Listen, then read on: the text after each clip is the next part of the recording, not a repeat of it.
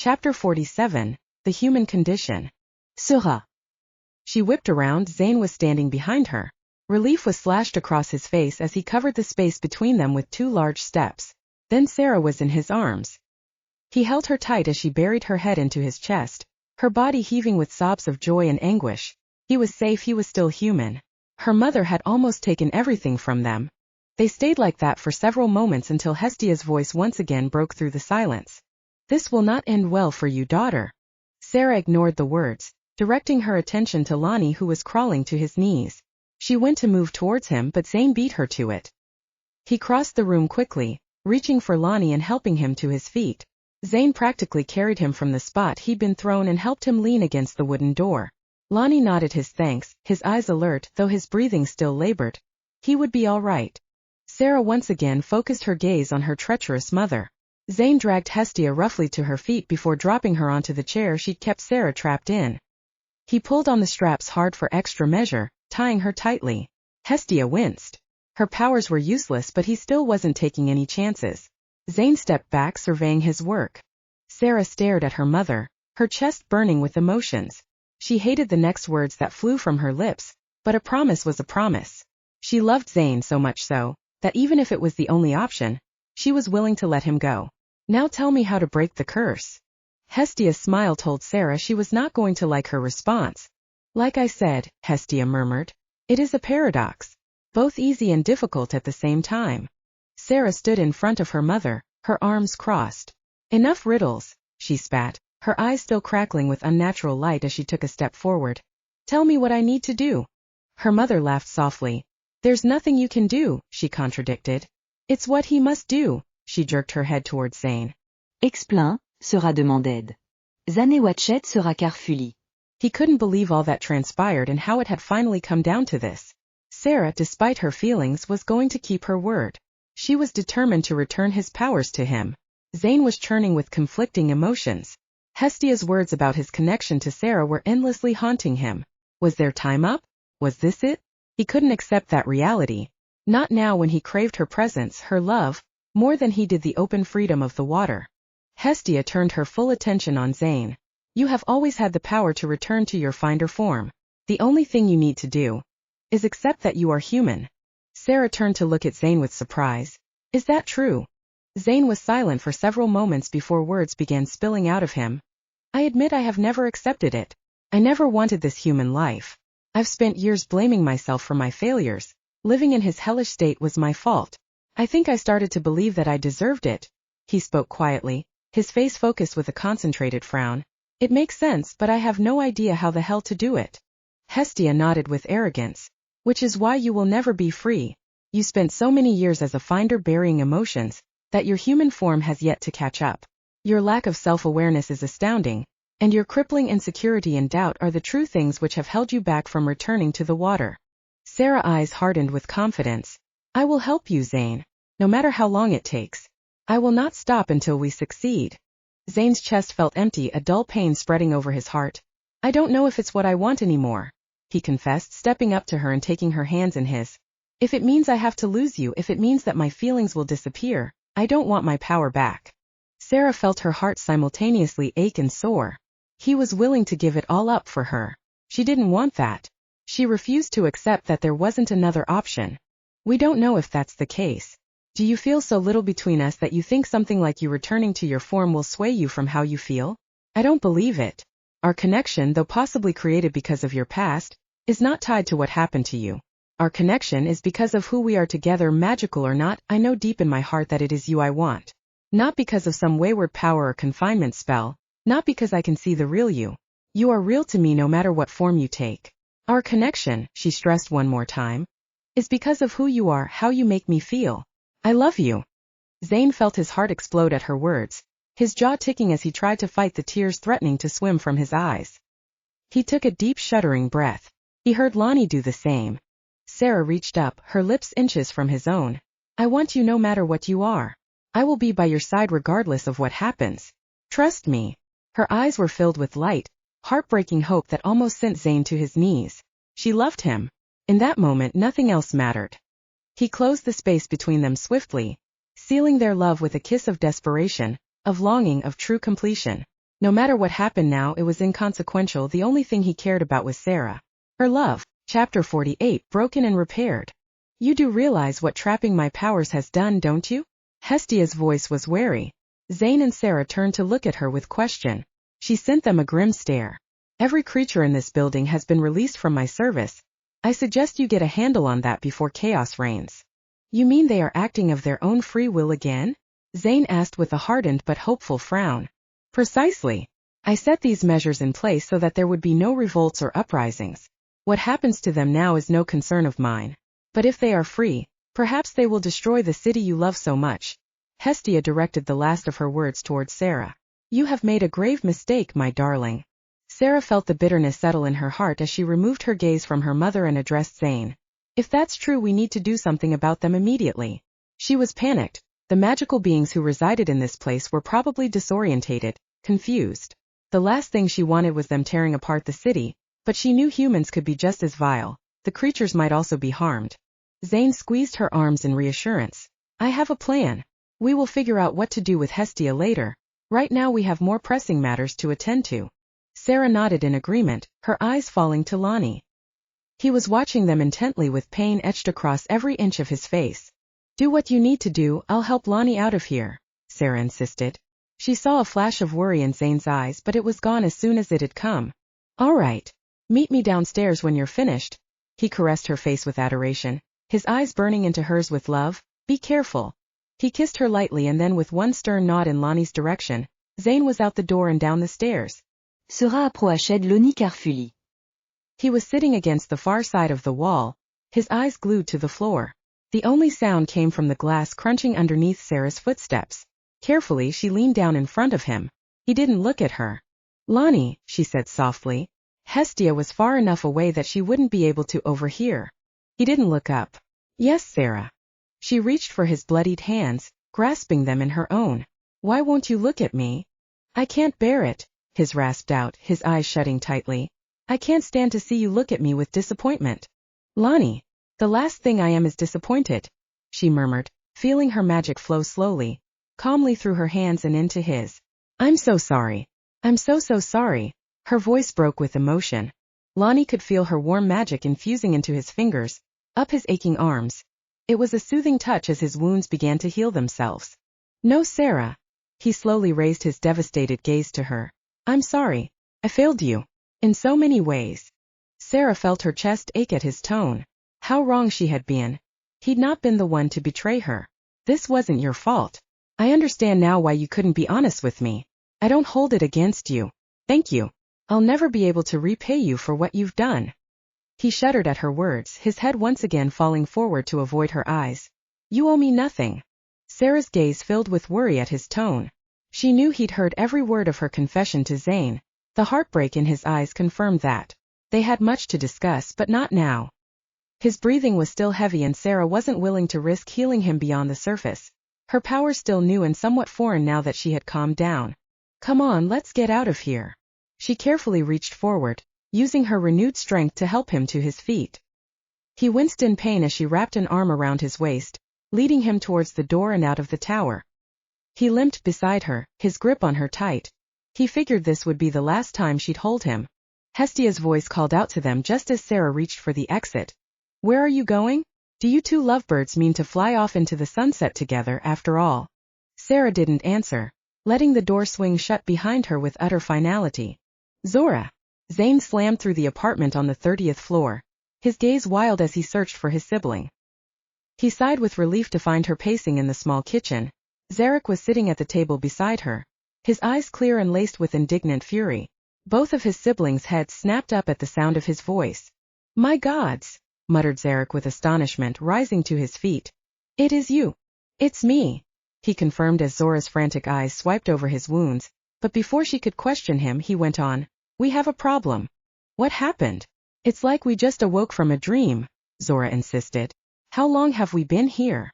It's a long story, one I don't have time to tell, but we need to get you and everyone else out of the building as soon as possible. What about Hestia? Zarek growled. Where is that sadistic freak? She's been dealt with. She no longer has power over you, or anyone living here. Zora looked at him with surprised worry. That's definitely going to be a problem. That's why I need your help. You can't stay here, it's not safe. Zane was highly aware of the irony of his statement. They had never been safe here. Where are we supposed to go? Zora asked quietly.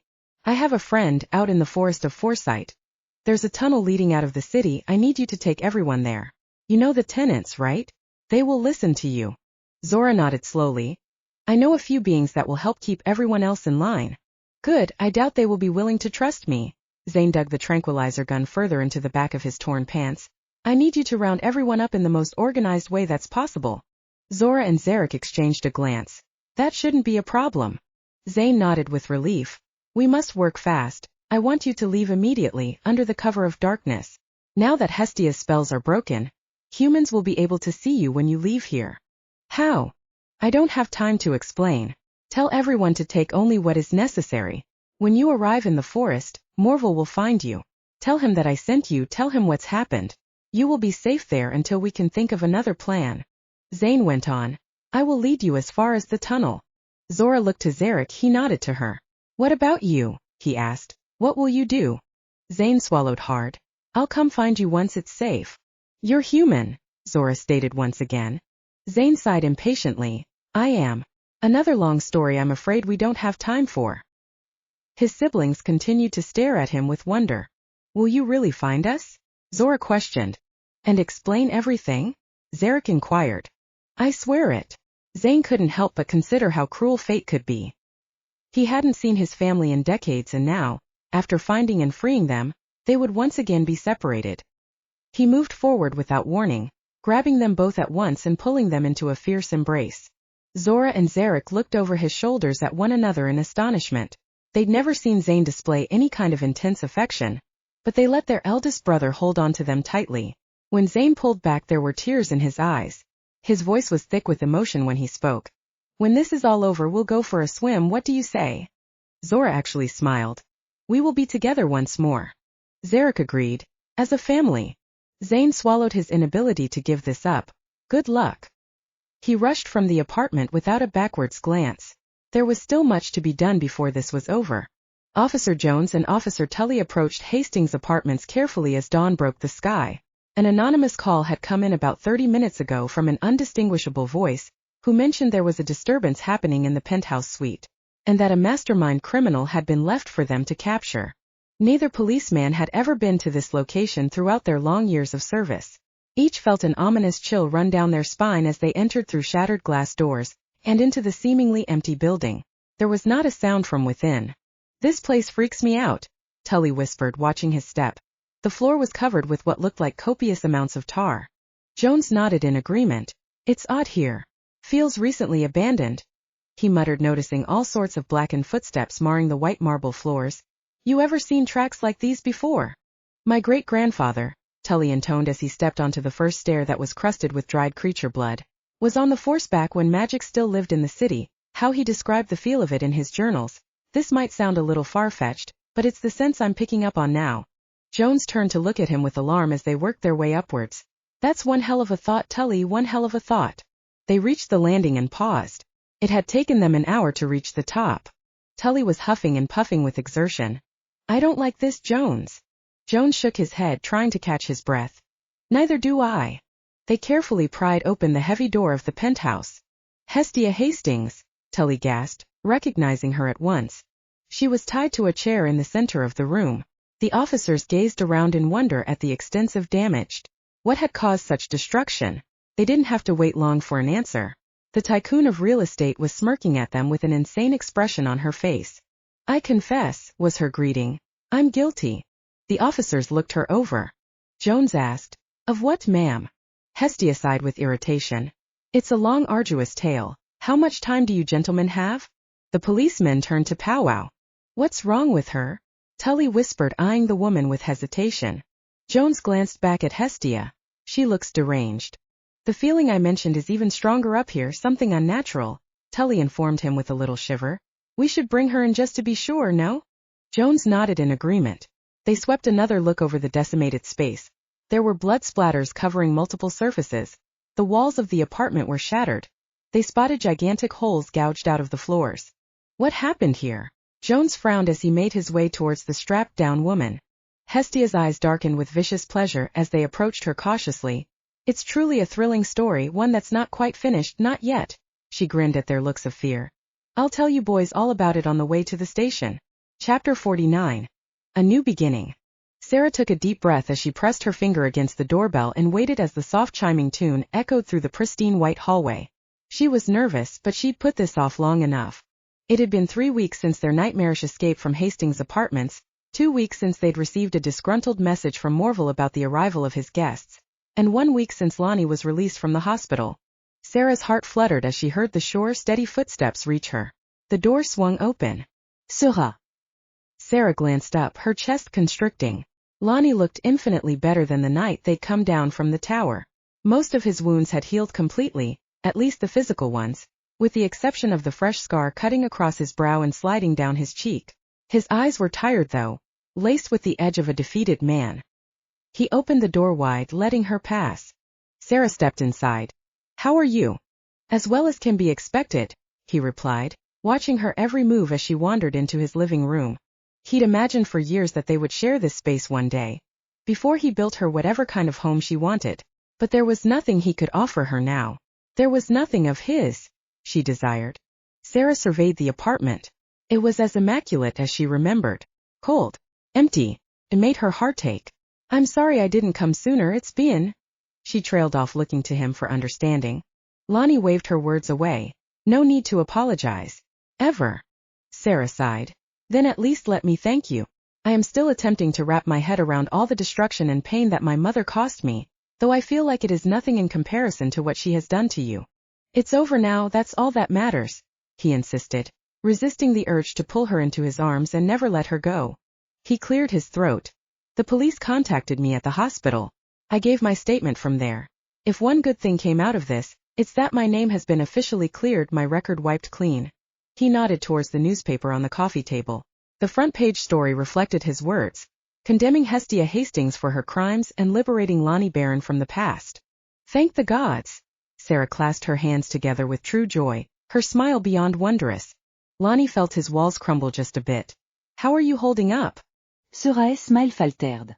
She'd spent every night at Zane's, waking with terror and crying out in fear at the traumatic memories. Zane would hold her in the aftermath, whispering soothing words until she was able to relax in his arms. Sera knew he was one of the only things holding her together. It's been hard. Lonnie's eyes fell to the bracelet on her arm that she was anxiously toying with. He frowned. Why are you wearing that thing? His thoughts fell to his father, who'd been mysteriously difficult to reach over the last few weeks. Lonnie knew he was probably covering his tracks, his involvement with Hestia and her mad schemes. I found an extra one that night. I wear it willingly. I haven't figured out the extent of my true powers yet, she explained. I don't want to make a mistake or hurt someone by accident. I feel more comfortable learning bit by bit. This helps with the impulse to act. Lonnie nodded. That's good then. Uncomfortable silence fell between them. So, she began, looking everywhere but at him. Lonnie knew they'd come to the conversation he was most dreading. How is he? Sera looked up in surprise. Still human. Still irritating, she joked, light coming into her gaze. Lonnie smiled despite himself. That's a given. It's been hard for him finding his family like that. I'm sure it's been difficult for you too, knowing what Hestia did to him. Sera dropped her voice, her tone filling with deep anguish. It kills me, she admitted. Lonnie reached for her hands, closing them into his own. It's not your fault. Promise me you won't blame yourself for your mother's mistakes. Easier said than done, she took a deep breath. Between what she did to you and Zane, I just can't help but feel responsible. I should have known better, I should have listened to you. I should have trusted you. Lonnie stopped her.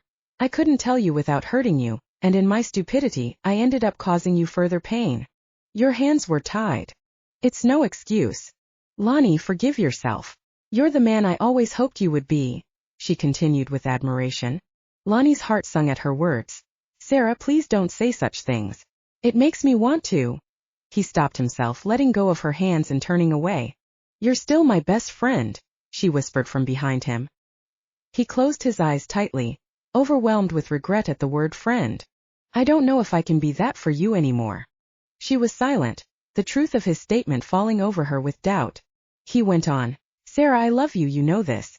Being just friends with you, I don't think I can handle seeing you with him. Please don't ask me to endure it. He took a deep breath and once again faced her. Your happiness means more to me than my own, so consider this my act of goodwill. The engagement is broken. You owe me nothing. Lonnie, she carefully approached him. I didn't plan for things to turn out this way. I know. I never wanted to hurt you. I'm aware. But, I love him. Lonnie's jaw tightened, his hands clenching at his sides as he nodded his head once, embracing the pain that washed over him. Please don't shut me out of your life. Her voice was barely audible. She sounded small and scared. Not when we've only just reconciled. Please don't leave me too. Lonnie pressed his fingers into his throbbing forehead. He was going to regret this. Hell, he tried. He spent 3 weeks thinking of ways to banish her from his life. But her soft plea was melting his hardened heart, pulling him into her warmth and kindness that he perpetually craved. Sera, I don't know. Take time, she insisted, knowing that she was being unfairly selfish. As much as you want. But we have been friends our entire lives. I'm not willing to give that up. I know we can get through this. Like we've gotten through all the years of trauma, together. Lonnie could help but smile at her determination. Sera pressed on. Please just consider it. He was silent for a few moments thinking. Sera raised her eyebrows in hopefully anticipation. We'll see, he responded with a sigh before his eyes lit up with one final thought. Either way, save a space in your heart for me. No matter who you love, no matter for how long, my feelings for you are permanent, unyielding, impossible to change. So I will always wait for you, Sera. Promise me that if things don't work out with him, you'll give me another chance. Sera hésita-t-elle. His honest words hit her right in her gut. She couldn't imagine her life now without Zane. She knew deep in her heart that they were in this together, to whatever end they might reach. But Lonnie, he'd stuck by her, sacrificed for her, picked up the pieces she'd continually dropped. She could not break his heart any further than she already had. Deal. Zane's head snapped up at the sound of her return, his heart warming at the sight of the woman he loved. They'd managed to clear most of the damage from the diner over the last couple of weeks, and the place was once again beginning to take form. Zane shortened the space between them swiftly, enclosing Sera in his arms and bringing his lips down to hers. Grosse. Get a room, Keely called out as she turned back to continue painting the newly constructed walls. Zane rolled his eyes and ignored her. I missed you, he murmured softly, stroking Sera's hair back off of her face. Sera felt her body heat at his intense stare. Was she ever going to get used to this? Every time he touched her, it felt as if they were together for the first time. She could get enough of him. I was only gone for an hour, an amused smile rising onto her lips. An hour too long, Zane's gaze darkened. He'd been wary about her going to visit her soon-to-be ex-fiancé alone. He had been adamant about coming with her, but she'd of course gotten her way in the end, as she always did. He smirked. What's with that devious look? She questioned playfully. He shook his head, his devastatingly handsome smile disarming her. How was it? Are you officially unengaged? She bit her lip, nodding. Yes. I'm all yours. He raised a teasing eyebrow. Forever. She grinned back at him. For as long as you'll have me. Zane's jaw ticked with fierce emotion. Forever. They'd spent the last few weeks working through their individual, as well as collective issues. Between Sera's physical changes and Zane's psychological ones, they spent much of their time communicating and exploring the depths of their feelings. Not just with one another, but their relationships with themselves as well. Sera's interest in her powers continued to grow, though she kept a tight leash on them, refusing to let the darkness control her in any way. She was terrified at the notion of her mother's madness taking over her. She also spent time attempting to locate her father. Though the process was more complicated than she originally anticipated, she didn't know where to start. All while Zane carefully analyzed his thoughts on humanity, unwilling to break the curse without more information first. He had much to consider. He was scarily content with being human now that Sera was in his life. Once the diner was restored, they would visit Morville to explore their options, possibly travel further than they already had to find definite solutions. There was a vast world beyond their island that they'd yet to discover. Perhaps the answers waited somewhere out there, as Morville suggested in his last letter. The creature's hands were full, dealing with the mass of beings they'd sent his way, but at least the old man wasn't bored. This place is really coming together, Sera commented as she stepped out of his arms to survey the diner. All thanks to you, Zane responded. Keely threw them a haughty glare. Seriously. Sera logued. Her heart felt lighter than it had in weeks. Zane stared at her brilliant smile. He wished to see her like this always. So how is he? Was he begging you take him back? He mused sarcastically, though underneath he was anxious. Sera threw him one of his own trademark smirks. He said if you screw this up, he'll win me back. Zane growled. He thinks so, does he? I should go over there and kick his arrogant. No need, Sera quipped with a teasing smile. I told him how desperately in love with you I am. How desperately? Beyond. Good. Stay desperate for me. His eyes lit with a devilish gleam. Like you do every night you're in my bed. Be quiet, Sera hissed, blush rising to her cheeks as Keely groaned with disgust. Make me, he insisted, trapping her in his embrace once more before bringing her face up to his. Sera continued to blush. You know every time you challenge me you always lose. I just let you think you've won. It's reverse psychology. Your reverse psychology, she insisted, kissing him on the nose. Seriously, Keely interrupted. You guys are making me sick. Zane ignored her. Let's take break. But I just got here, Sera let out a little scream as Zane swung her up into his arms, heading for the exit. Hey, Keely called. Fish and crisps isn't going to fix itself. We'll be back later. Zane's tone left no room for argument. You're impossible, Sera sighed, leaning her head against his chest, loving the feel of his heart racing. Only when it comes to you, he promised with a wicked grin. They were healing. Chapter 50 Magic returns. Today was a great day. Today justice would be served. Tomas Barron straightened his tie as he stared back at his own haughty, slightly nervous reflection. This was his moment. It was his time. With one final deep breath, he let go of it all and turned to exit the dressing room. He made his way along the empty corridor towards two double doors at the end of the hall. Beyond he could hear excited voices chattering, speculating. All of their cameras and live streams at the ready. Tomas had never been a great public speaker. His own father had never let him voice his opinions until he'd become an adult. But today, he felt confident. After today, everything would change irrevocably. His words would bring a new era to this city. A new rule without the interference of Sera Hastings. Of that he was sure. Tomas waited patiently, fixing his hair one last time as the doors opened on cue and the subtle smile lifted onto his lips. He strode purposefully forward, intent, focused on his final destination. The volume of the room grew, rising with anxiety, interest and demand. The people were ravenous for a story. Tomas Barron stepped up to the podium as the crescendo fell fast into total silence. He cleared his throat, straightened his shoulders with pride and went about changing the world for all of those who knew it. Thank you for answering my call. Tomas began. After all, he'd been the one to organize this press conference. I do not enjoy having to bring you this news, but dark times have fallen upon our city, dangerous times, and I am desperately concerned for humanity. A murmur went through the crowd. I am here to address these issues, and help shed light on some recent news that I'm sure all of you will find equally disturbing as I. Number 1 stood in the pouring rain on the nearly deserted city street. Though there were few humans who would brave this nasty weather, it didn't matter either way. Number 1 was invisible to the human eye, a final departing gift from the boss before she was locked away. Despite her freedom, Number 1's eyes were as cold as ever. Her gaze was glued to the massive television display behind the grimy windows of an electronics shop. Her eyes scanned the subtitles quickly, jumping off into Tomas Barron's face as he droned on. Our city is once again infested with monsters. Magical creatures with wild power who have been living amongst us. In only the last few weeks a clerk was murdered by beheading, a gas station was blown up, even one of our local diners was burned down to the ground, and you ask what was responsible for these atrocities? Monsters. The subtitles continued across the bottom of the television, reading. Attendees gasped with horror. Number 1 glared at the glowing screen as she thought back to all the times she'd seen Mr. Barron sucking up to Hestia, helping her along with his little manufacturing business. Creep, she hissed at the screen. Perhaps I'll make a snack of you.